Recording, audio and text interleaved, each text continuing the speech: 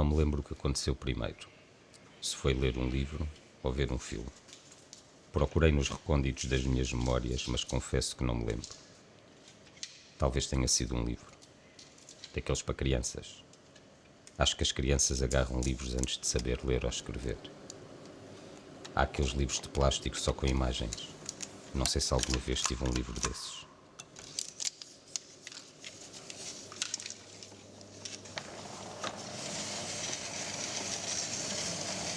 Nunca escrevi um livro, mas muitas vezes pergunto-me se o processo de criação de um filme se assemelha ao processo de escrita de um livro. Acho que o processo de construção de um filme é menos glamouroso que a ideia poética do escritor sentado à frente de uma máquina de escrever antiga. Sempre que imaginamos os escritores, vem-nos à cabeça um monte de clichês.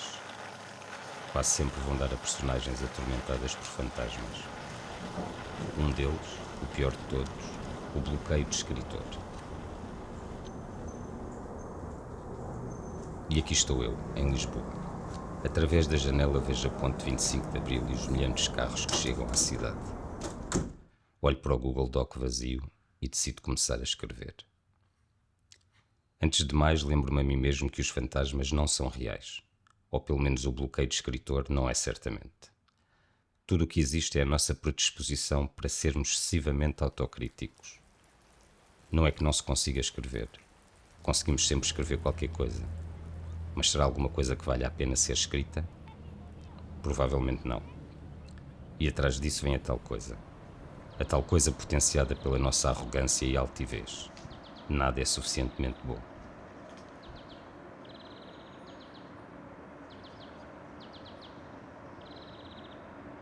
Mas as coisas são o que são, e a vida que nos rodeia não deixa de acontecer por nós acharmos que ela pode não ser suficientemente boa ou interessante. O universo não deixa de acontecer, quer se escreva sobre ele ou não. Por isso mais vale escrever. Escrever sobre o que nos rodeia. E de preferência, ficcioná-lo. Mas sem que ninguém perceba. Uma coisa era certa. Não se pode fazer um filme sobre Coruche sem estar em Coruche. E por isso parti. Enquanto abandonava Lisboa, ouvia na rádio uma entrevista com Artur Pérez Reverte. Feita por Homero, Dante, Virgílio, Cervantes, essa de Queiroz, Voltaire, Rousseau, do iluminismo das ideias. Uma Europa que era uma referência moral no mundo, digamos que em termos de direitos humanos e liberdades do ser humano, e essa Europa está a desaparecer. Essa Europa está a ser destruída por uma série de coisas complexas, a imigração em massa, os movimentos de ultradireita que são em grande parte causados por ela, o turismo de massas que está a destruir e a devastar a Europa. Lisboa é um exemplo. Ontem, em Lisboa, dei um passeio do hotel na Avenida da Liberdade até ao Martinho da Arcada e fiquei aterrorizado. Há 2 anos que não vinha a Lisboa. É terrível. Lisboa desapareceu e agora é um parque temático para turistas analfabetos que não conhecem Lisboa e não querem conhecer Lisboa. Tiram uma fotografia, uma selfie e pronto, já está. Ninguém conhece a cultura portuguesa e ninguém quer saber. E estão a destruir a cidade, como destruíram Madrid e destruíram Paris e destruíram Roma e Florença. Bem, é um fenómeno internacional, mas eu esperava que Lisboa, antiga e imponente, sobrevivesse um pouco melhor, mas não, Lisboa também. Parei o carro pouco antes de chegar a Coruche. Aqui o som era diferente do das cidades. Tinha transportado a cidade dentro do meu carro e nem me tinha apercebido que já estava num sítio diferente. Ao fundo passa um autocarro. Passado uns segundos, voltamos a ouvir o som da natureza. Será que um dia Coruche também vai ser destruída como Lisboa, Madrid, Paris, Roma, Florença? Dias antes já tinha estado em Coruche. Tinha estado a ler o Fiesta do Hemingway na esplanada junto ao Sorraia, mesmo perto da Praça de Touros. Comecei a usar o cartaz da tourada para marcar o livro. O Hemingway tinha tudo a ver com touradas, mas talvez não tivesse tanto a ver com Coruche. Precisava de algo diferente. Fui até à biblioteca municipal e passei a tarde a ler o que havia.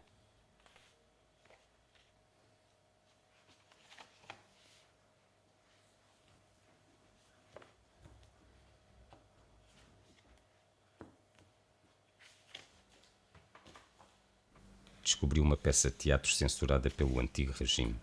Era de Américo Durão. Nascido no Coço.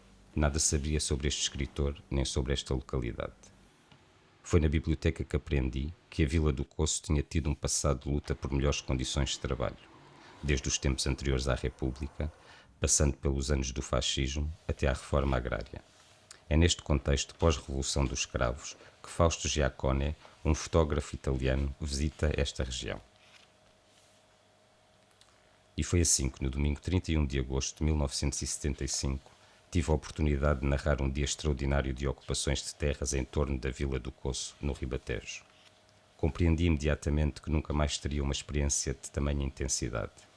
E o Coço, com as suas gentes, com Joaquim Canejo à frente, passaria a partir daí a fazer parte da minha vida.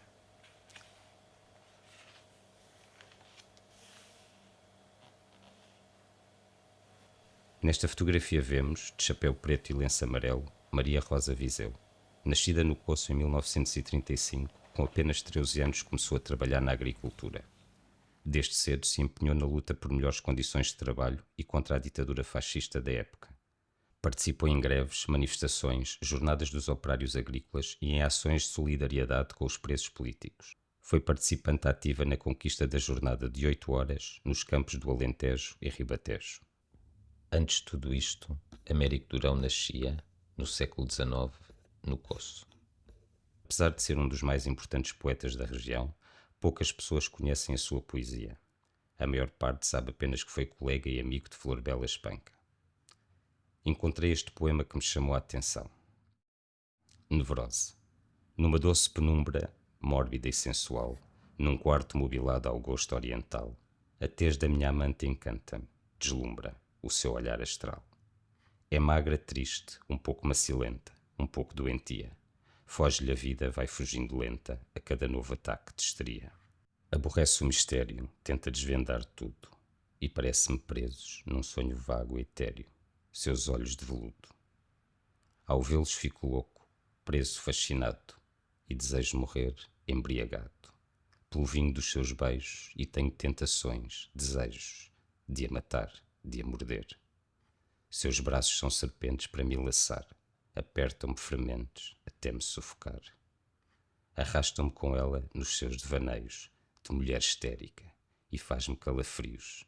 Terna, ameaçadora, febril, colérica, beija-me, morde-me em violência brava, e sendo ao mesmo tempo a minha domadora, é também a minha escrava. Deitados num sofá de veludo vermelho que nos provoca mais a sensualidade, temos de fronte um espelho para vermos morrer a nossa mocidade. Pergunto-me se seria de Flor Bela Espanca que o Durão falava neste poema. É incrível como as bibliotecas têm o poder de nos fazer viajar para diferentes tempos e lugares. Descobri que muitas pessoas, mais ou menos famosas, escreveram sobre Coruche. Alguns passos da biblioteca podemos encontrar a Travessa do Ar, onde existe um mural em homenagem a duas personalidades da vila, António da Barca e Heraldo Bento. Coruche, terra farta situada no Vale do Sorraia, propícia à agricultura e com vasta charneca. Excelente local para qualquer comunidade de viver.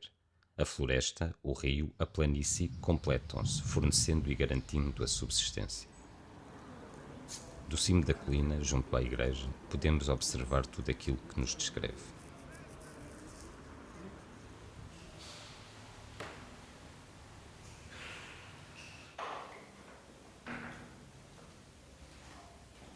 No interior da igreja da Nossa Senhora do Castelo, existem fotografias de jovens soldados que partiram para a guerra colonial entre 1961 e 1974. Há uma tradição que afirma que todos os jovens cujas fotografias foram oferecidas e colocadas no santuário regressaram são e salvos. Nenhum, segundo se diz, terá perdido a vida durante o serviço militar no ultramar.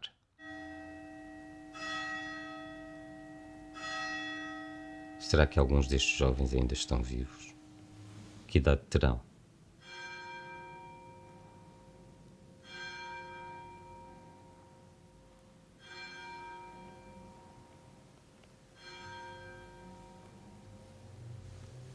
O sobreiro é uma árvore que demora 40 anos a ser adulta.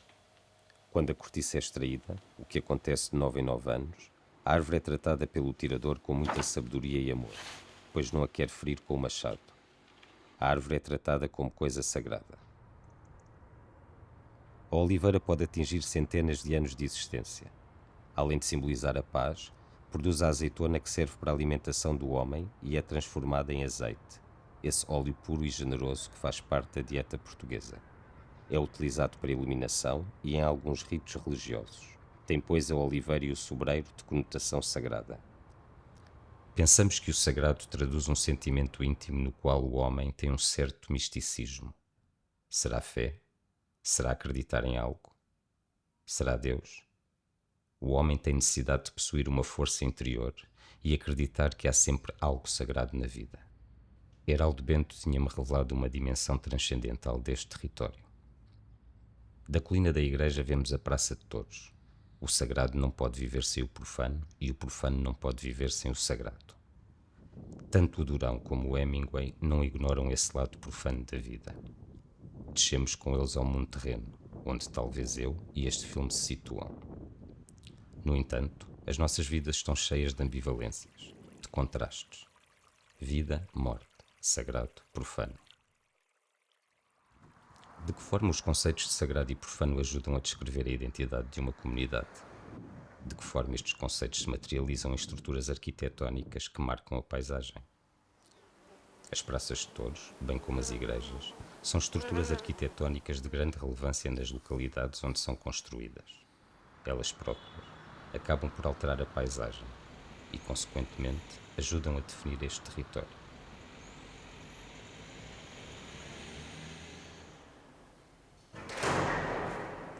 Podemos catalogar a igreja como sagrado e a Praça de Touros como profano? A Praça de Touros de Coruche tem uma pequena capela no seu interior. Será que estes conceitos de sagrado e profano, vida, morte, ajudam a definir um território?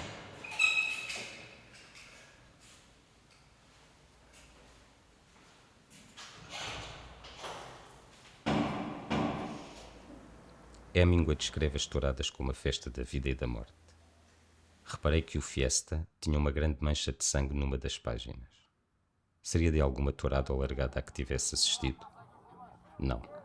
De certeza que tinha pingado do hambúrguer que tinha estado a comer na esplanada junto à Praça de Touros. Observamos representações de vida e de morte nas praças de touros, nos restaurantes, nas igrejas, nos cemitérios, nas bibliotecas. Mas, acima de tudo, podemos observar a vida e a morte a acontecer na renovação cíclica da natureza, num campo de arroz, num milheiral.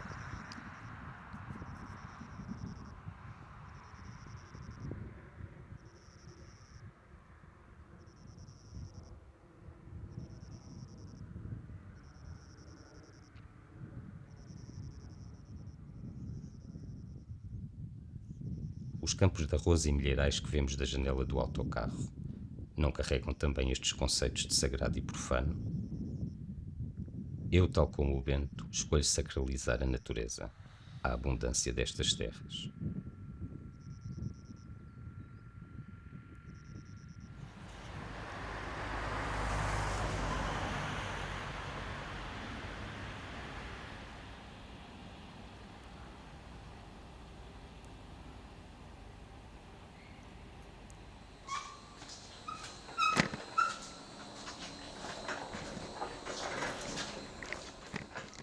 De volta a Lisboa, de volta a armazéns com filmes antigos.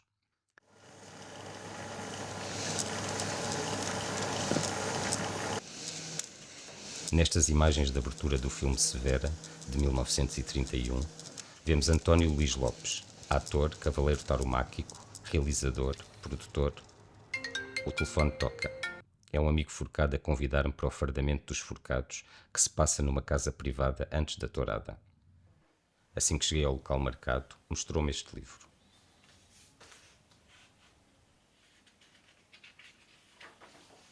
É difícil explicar o que é um forcado para quem nunca ouviu falar de touradas.